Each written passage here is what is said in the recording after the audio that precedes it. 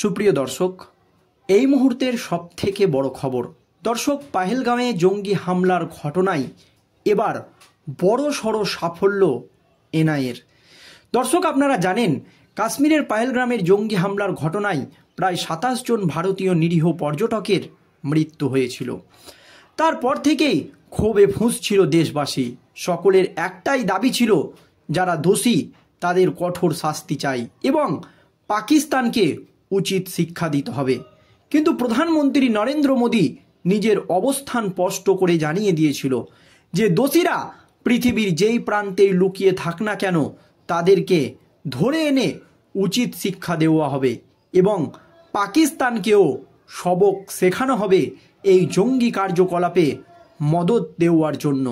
তার পরপরই 3 বাহিনীর প্রধানকে একেবারে খোলা পাওয়ার দেন প্রধানমন্ত্রী নরেন্দ্র মোদী এবং পাকিস্তানে গিয়ে পাকিস্তানের 9টি জঙ্গি ঘাঁটিকে একেবারে ধূলিসাৎ করে দেয় ভারতীয় সেনাবাহিনী, যার জেরে কার্যত জঙ্গিরা দিশেহারা হয়ে পড়ে। জঙ্গি রাষ্ট্র পাকিস্তান কার্যত নাস্তানাবুদ হয়ে যায়। আর এই আবহে কাশ্মীরের পাহেলগামের জঙ্গি হামলার ঘটনায় একেবারে বড় সড় সাফল্য এনআইএর। অবশেষে নিকেশ 2 জঙ্গি মাস্টার মাইন্ড, আরও 8 জন নজরে রয়েছে এনআইএর। এবার গোপন সূত্রে খবর পেয়েই চরম পদক্ষেপ ভারতীয় সেনাবাহিনীর, আর ফোনের সূত্র ধরেই পাকিস্তানি গুলের খোঁজ এনআইএর হাতে ছিল, আর তাতেই একেবারে 2 মাস্টার মাইন্ডকে নিকেশ করে দিল ভারতীয় সেনাবাহিনী। ঠিক কীভাবে করা হয়েছে এই অপারেশান শুনুন। পাহেলগাঁও কাণ্ডের পর প্রায় 25 দিন কেটে গিয়েছে। হামলাকারী জঙ্গিরা কোথায়, সেই প্রশ্নের নিরুত্তর নিরাপত্তা বাহিনী এবং জাতীয় তদন্তকারী সংস্থা এনআইএ। কাশ্মীরে স্বর্গের মতো বৈতরণ উপত্যকায় কারা সেদিন নিরীহ পর্যটকদের বেছে বেছে হত্যা করেছিল তাদের চিহ্নিত করতে কয়েক সপ্তাহ ধরে বৈতরণ উপত্যকায় তোলপাড় করেছে এনআইএ।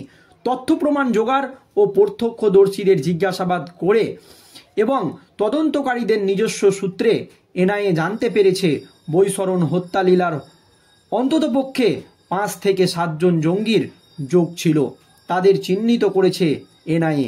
4 জঙ্গির স্কেচ প্রকাশ করা হয়েছিল তদন্তকারী সংস্থা এও জানতে পেরেছে। তবে পাকিস্তানে বসেই পাহেলগামে জঙ্গি হামলার ষড়যন্ত্র করেছে দ্য রেজিস্টার ফ্রন্ট TRF এর নেতা বছর 50-এর শেখ সাজ্জাদ গুল, কিন্তু তারা কেউই এখনও তদন্তকারী সংস্থার হাতের নাগালে আসেনি। পাহেলগামে জঙ্গি হামলার পর পাকিস্তানের বিরুদ্ধে বেশ কিছু কড়া কূটনৈতিক পদক্ষেপ করেছে ভারত। তারপর পাক অধিকৃত কাশ্মীর এবং পাকিস্তানের ভেতরে থাকা জঙ্গি শিবিরগুলি ধ্বংস করতে গভীর রাতে ভারতের আচমকা হামলা অপারেশন সিন্ধুর। ভারতের প্রত্যাঘাতের পর দিন ধরে একেবারে রাতে পাকিস্তানের সঙ্গে লড়াই এবং অবশেষে সংঘর্ষ বিরতি ঘোষণা। এই সবের মধ্যেই উপত্যকায় ধরপাকড় এবং তল্লাশি অভিযান চালাচ্ছে পুলিশ এবং নিরাপত্তা বাহিনী। ইতিমধ্যেই সোপিয়ান এবং পুলওয়ামা অভিযান চালিয়ে 6 জঙ্গিকে নিকেশ করা হয়েছে। শুক্রবারও জঙ্গি সংগঠন লস্করে তৈয়বার সহযোগী 2 জন পুলিশের জালে ধরা পড়েছে। তবে তদন্তকারী সংস্থার নজরে এখনও 8 জঙ্গি। সূত্রের খবর, তাদের খোঁজে শনিবার উপত্যকার কুপওয়ারা, শ্রীনগর, বারামুলা সহ 10 জায়গায় তল্লাশি অভিযান চালানো হয়েছিল, কিন্তু এখনও পর্যন্ত কেউই আটক বা গ্রেপ্তার হয়নি। পাহেলগাঁও কাণ্ডের পর স্থানীয় জঙ্গিদের তালিকা তৈরি করে তাদের অনেকের বাড়ি গুড়িয়ে দিয়েছে সেনা এবং প্রশাসন। গুড়িয়ে দেওয়া হয়েছে পুলওয়ামার বাসিন্দা আসিফ শেখ ও অনন্তনাগের বাসিন্দা আদিল ঠোকারের বাড়ি। তাদের স্কেচও প্রকাশ করা হয়েছে। এরপর গত মঙ্গলবার সোপিয়ানে 3 জঙ্গির উপস্থিতির খবর পায় সেনা এবং পুলিশ। তারপরেই অভিযান। 2 পক্ষের মধ্যে গুলির লড়াই চলে। সেনা সূত্রে জানানো হয় ওই অভিযানে 3 জঙ্গি নিহত হয়েছে। তারা হলো সাইদ কুঠ্ঠে এবং আদনান শফিদার, এছাড়াও এহসান আহমেদ শেখ। তদন্তকারীদের সূত্রের দাবি ওই 3 জনই লস্করে তৈয়বার সঙ্গে যুক্ত। ঘটনাচক্রে পাহেলগামে হামলার ঘটনার দায় স্বীকার করেছিল টিআরএফ। এই টিআরএফ লস্করে তাই আবার ছায়া সংগঠন বলেই পরিচিত। অন্যদিকে পুলওয়ামা জেলার ত্রালে নিরাপত্তা বাহিনীর অভিযানে যে 3 জন জঙ্গি নিহত হয়েছে তারা জৈশে মোহাম্মদের সঙ্গে যুক্ত। তারাও কোনো না কোনোভাবে পহেলগাঁওয়ে হামলাকারীদের সাহায্য করে থাকতে পারে বলে মনে করছে তদন্তকারীরা। তদন্তকারীদের সূত্রের খবর, তল্লাশি অভিযানে কিছু মোবাইল ফোন উদ্ধার হয়েছে। নিহত জঙ্গিদের সঙ্গে পহেলগাঁও কাণ্ডের হামলাকারীদের কোনো যোগ রয়েছে কিনা তা উদ্ধার হওয়া সেই সব মোবাইল ফোন থেকে জানা গেলেও যেতে পারে। মোবাইলগুলিকে ফরেনসিক পরীক্ষার জন্য পাঠানো হয়েছে।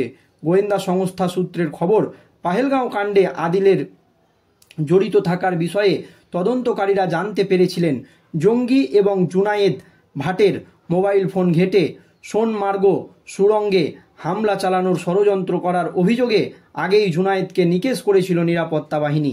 সেই একইভাবে পহেলগাঁও কাণ্ডে জড়িত বাকি জঙ্গিদেরও খোঁজ মিলতে পারে বলে মনে করছে তদন্তকারীরা।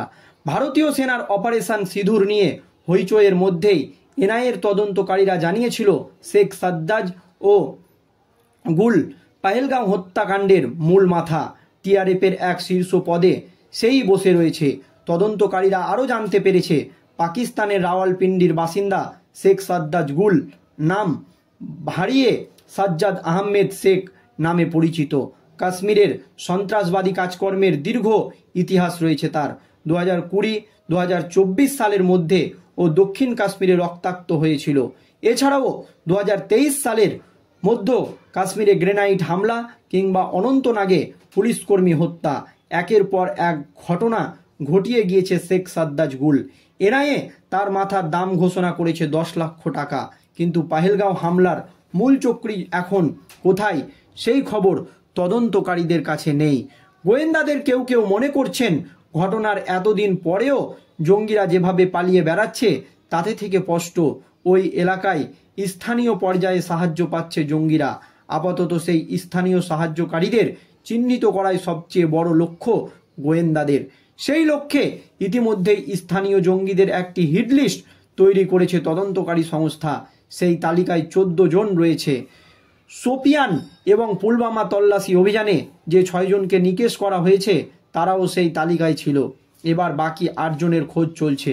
সেই 8 জনের মধ্যে রয়েছে আদিল রহমান দেন্তে, সোপারের লস্কর কমান্ডার হরিশ নজির, পুলওয়ামার লস্কর জঙ্গি আসিফ আহমেদ, হিজবুল জঙ্গি নাসির আহমেদ ওয়ানি, লস্কর জঙ্গি আমির আহমেদ দার, লস্কর সহযোগী জুবের আহমেদ, অনন্তনাগ হিজবুলের অপারেশনাল কমান্ডার হারুন রশিদ গনি এবং অনন্তনাগ হিজবুলের সক্রিয় সদস্য এবং জুবের আহমেদ গনি এবং কুলগামে সক্রিয় লস্করে জঙ্গি।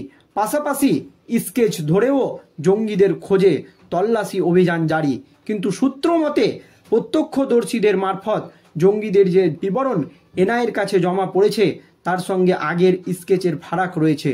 সম্ভবত সংশয় এড়াতে ফের প্রত্যক্ষদর্শীদের কাছ থেকে নতুন করে তথ্য সংগ্রহ করা হচ্ছে। হামলার সময়ের একাধিক ছবি ভিডিও সমাজ মাধ্যমে ঘোরাফেরা করছে। এনআইএ সেই সব ভিডিও ছবি খতিয়ে দেখার পক্ষপাতী, যাতে কোনো তথ্য তদন্তের পরিধির বাইরে না থেকে যায়। এনআইএর মতে পর্যটক এবং সেখানে যারা ছিলেন তারা ইচ্ছাকৃত বা অনিচ্ছাকৃতভাবে ঘটনার দিনে ঘটনা ঘটার আগে বা পরে কিছু শুনেছেন, দেখেছেন, ছবি তুলেছেন। এই ধরনের যে কোনো তথ্য তদন্তে সাহায্য করবে বলেই মনে করছে এনআইএ। এক কথায় কাশ্মীরে ধীরে ধীরে জঙ্গিরা কিন্তু ভারতীয় সেনাবাহিনীদের দাপটে কোণঠাসা হয়ে পড়ছে বলে মত বিশেষজ্ঞদের। দর্শক, এই নিয়ে আপনাদের মতামত জানাবেন। ধন্যবাদ।